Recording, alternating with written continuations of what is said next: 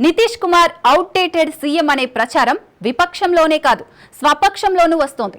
NDA CM అభ్యర్థి నితీష్ కుమార్ అని BJP ప్రకటించినప్పటికీ ఎన్నికలయ్యాక situation ని బట్టి ముఖ్యమంత్రి పేరు డిసైడ్ అవుతుందనే ప్రచారం జరుగుతోంది.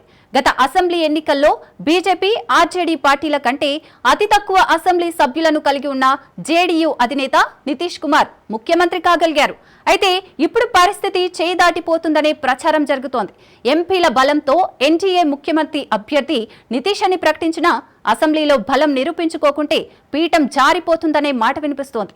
దీంతో ప్రతిపక్షాల ఎత్తులను ఇటు మిత్రపక్షాన్ని కట్టడి చేసేందుకు నితీష్ కుమార్ హామీల మీద హామీలిస్తూ పోతున్నారు. తాజాగా ఉచిత గృహ విద్యుత్ పథకం ఓ గేమ్ చేంజర్ అవుతుందనే ప్రచారం జరుగుతోంది. తొలి నుంచి ఎంబసీల మద్దతు పొందుతున్న నితీష్ ఆయా వర్గాలను కాపాడుకునేందుకు వేసిన పవర్ పాలిటిక్స్ బీహార్లో మరోసారి నితీష్ వెలుగులు విరజింపేందుకు ఉపయోగపడుతుందనే టాక్ వినిపిస్తోంది. మరోవైపు ఆర్జేడీ తేజస్వి, జనసురాజ్ పార్టీ ప్రశాంత్ కిషోర్ ప్రభుత్వ వ్యతిరేక ఓటు బ్యాంక్ పై ఫోకస్ చేస్తూ బీహార్ ఎన్నికల ప్రచారాన్ని దుండేస్తున్నారు.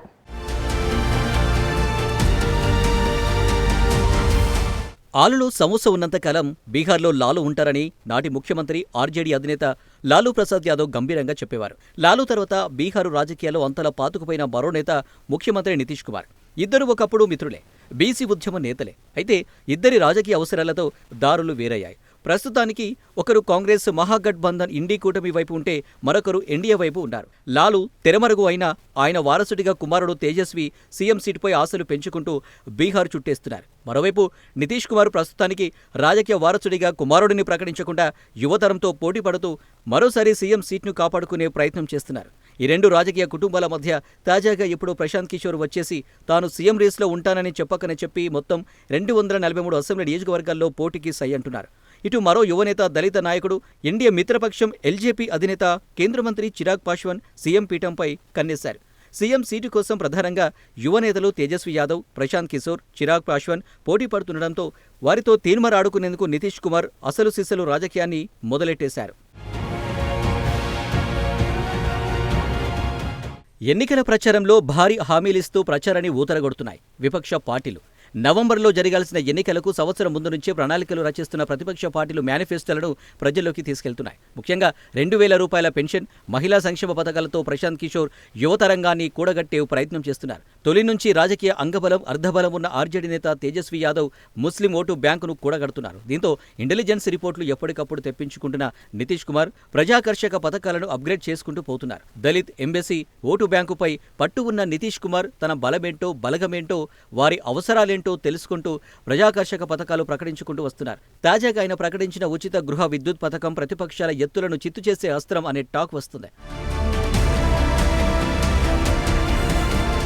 అంతకుముందు మహిళలకు ఉద్యోగాల్లో 35% రిజర్వేషన్ కోటా అమలు చేస్తామని ప్రకటించారు. ప్రతిపక్షాలు అధికారంలోకి వచ్చేందుకు ప్రజాకర్షణ పథకాలలో ముందుకెళ్తుంటే అధికారాన్ని కాపాడుకునేందుకు ఎప్పటికిప్పుడు ముఖ్యమంత్రి హోదాలో కొత్త స్కీమ్లు ప్రకటించుకుంటూ పోతున్నారు ముఖ్యమంత్రి నితీష్ కుమార్. ఉచిత విద్యుత్ తక్షణం అమల్లోకి వస్తుందని, జూలై నెలలో 125 యూనిట్లలోపు కాల్చిన వారికి ఆగస్టు నెలకు 0 బిల్లు వస్తుందని ప్రభుత్వ ఖర్చుతో ప్రకటనలు హోరెత్తుతున్నాయి. దాదాపు 1,60,00,000 కుటుంబాలకు ఉచిత విద్యుత్ పథకం ఫలాలు అందుతాయని ప్రభుత్వం అంచనా. వరుసగా 15 సంవత్సరాలుగా ప్రభుత్వంలో ఉండటం, పలు అభివృద్ధి కార్యక్రమాల్లో అవినీతి, పన్నుల్లో నాణ్యత లోపాలతో నితీష్ కుమార్ ప్రభుత్వంపై తీవ్ర వ్యతిరేకత ఉందని, ఆయనపై నెగిటివ్ ప్రభావం చూపుతాయనే మాటలు వినిపిస్తున్నాయి. వృద్ధాప్యం కారణంగా కొన్నిసార్లు ప్రభుత్వం వేదికలపై, పార్టీ వేదికలపై ఆయన అనాలోచితంగా వ్యవహరించడం కూడా నితీష్పై విమర్శలు వ్యక్తమవుతున్నాయి. ప్రధానమంత్రితో నిర్వహించిన కార్యక్రమంలో ఏకంగా మోడీ పేరునే నితీష్ మర్చిపోయారు. అలాగే జాతీయ గీతాలాపన కార్యక్రమంలోనూ విచిత్రమైన సైగలు చేస్తూ పక్కవరని నితీష్ ఇరిటేట్ చేశారు. దీంతో ఆయన వచ్చే ఎన్నికల్లో గెలిస్తే ప్రభుత్వాన్ని ఎలా నడుపుతారనే ప్రశ్నను విపక్షాలు సంధిస్తున్నాయి. దీనిపై కౌంటర్ ఇచ్చేందుకు నితీష్ కుమార్ తీవ్రంగా శ్రమించాల్సి వచ్చింది. ప్రతిపక్షాలు ఎన్నికల ప్రచారాన్ని ఎప్పుడో ప్రారంభిస్తే ప్రధానమంత్రి నరేంద్ర మోడీ ఆపరేషన్ సింధూర్ తర్వాత ఉధృతం చేశారు. బీహార్ అభివృద్ధి డబుల్ ఇంజిన్ ప్రభుత్వంతోనే సాధ్యమని, అది నితీష్ సారథ్యంలోనే కుదురుతుందని జేడీయూ అధినేతకు అండగా నిలిచారు. విదేశీ పర్యటనలోనూ బీహార్ ఎన్నికల ప్రచారాన్ని మోడీ పరోక్షంగా చేస్తున్నారనే విమర్శలు వస్తున్నాయి. ట్రినిడాడ్ అండ్ టుబాగోలో భారత జాతి సంతతి, అందులో బీహార్ సంతతి గురించి మాట్లాడడం ఇరు దేశాల మధ్య మైత్రి బంధాన్ని పెంచేందుకే ఆయన రాజకీయ మైలేజ్ గురించే ఎక్కువ చర్చ జరుగుతుంది. బీహార్లో జేడీయూ గెలవాల్సిన అనివార్యత కేంద్రంలోని ఎన్డీఏ ప్రభుత్వానికి ఉందనే అభిప్రాయాలు వ్యక్తమవుతున్నాయి. బీహార్లో నితీష్ గెలవకున్నా, నితీష్ను మోడీ గెలిపించుకున్నా కేంద్రంలో ఎన్డీఏ మనుగడ కష్టమనే విశ్లేషణలు వస్తున్నాయి. బీహార్ ఎన్నికల్లో మరో గేమ్ చేంజర్ అంశం ప్రత్యేక ఓటర్ల జాబితా సవరణ అనే అంశం తెరమీదకు వస్తుంది. బీహార్లో ఎక్కువగా బంగ్లాదేశీ అక్రమ వలసలు ఎక్కువగా ఉన్నాయని, ముస్లిం జనాభాను తొలగించేందుకే ఈ సర్వే అనే ప్రచారాన్ని ప్రతిపక్షాలపై కాంగ్రెస్, ఆర్జేడీ, జనసూరజ్ పార్టీలు ఆరోపిస్తున్నాయి. ఎన్డీఏ ప్రభుత్వానికి ముస్లిం వర్గాల ఓట్లు పడవని, అందుకే ఆయా వర్గాలను ఓటర్ల లిస్టు నుంచి తీసుకునేందుకే కుట్ర మొదలైందని విపక్షాలు ఆరోపిస్తున్నాయి. పొట్టకూటి కోసం దేశవ్యాప్తంగా కూలీలుగా ఉన్న బీహార్లు మళ్లీ స్వరాష్ట్రానికి వచ్చి ఓటు ఉందో లేదో తెలుసుకునేందుకు, ఓటర్ లిస్టులో తమ పేరు ఎన్నికల వరకు కాపాడుకునేందుకు అష్టకష్టాలు పడాల్సి వస్తుందనే విమర్శలు వెల్లువెత్తాయి.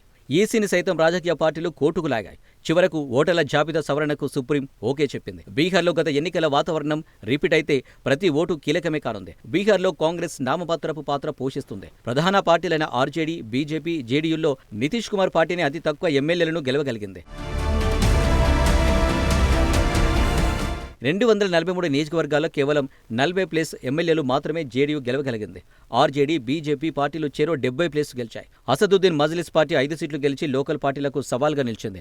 ఎల్జేపీ చిరాగ్ పాశ్వాన్ నితీష్కు వ్యతిరేకంగా భారీగా ఓట్లు చీల్చి మహాగఠ్ బంధన్ కూటమికి పరోక్షంగా బలం పెంచగలిగారు. దీంతో ఏ పార్టీని చిన్నచూపు చూసినా ఫలితం మారుతుందనే టాక్ వస్తుంది. దీంతో ప్రతి ఓటును పంచాయతీ స్థాయిలో లెక్కేస్తున్న పార్టీలు బీహార్లో జీవనం కొనసాగించడం లేని వ్యక్తుల ఓట్లు, అలాగే బీహార్లో అక్రమంగా వలస పొందిన బంగ్లాదేశ్ ఓట్లను తొలగించేందుకు ప్రయత్నాలు చేస్తున్నాయి. మరోవైపు ఓటు బ్యాంకును కాపాడుకునేందుకు, కొత్త ఓటర్లను మచ్చిక చేసుకునేందుకు వ్యూహాలు అమలు చేస్తున్నాయి.